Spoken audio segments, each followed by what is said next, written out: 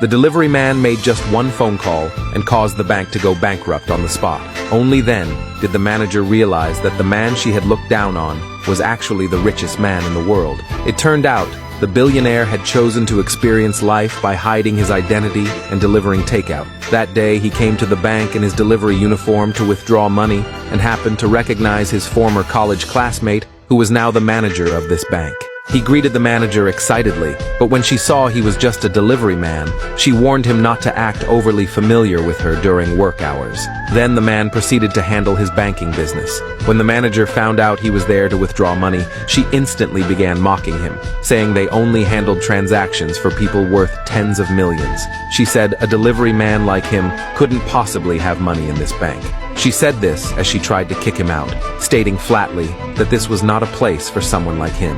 Hearing this, the man questioned her words. Still unaware of his real identity, the manager kept explaining, saying this wasn't just any ordinary bank. They only served people from high society. But what she didn't know was that the man in front of her was actually a billionaire worth trillions. No matter how the man tried to explain, all he got in return were cold laughs from the manager and her staff.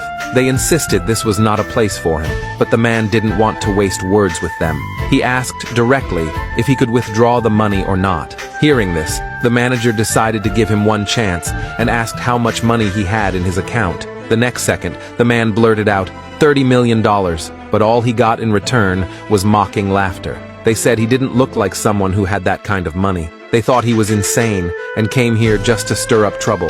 They said this as they tried to throw him out. Seeing that the manager still refused to let him withdraw, the man advised her not to regret it later. But the manager arrogantly said that there was a huge gap in status between them, and he wasn't even qualified to make her feel regret.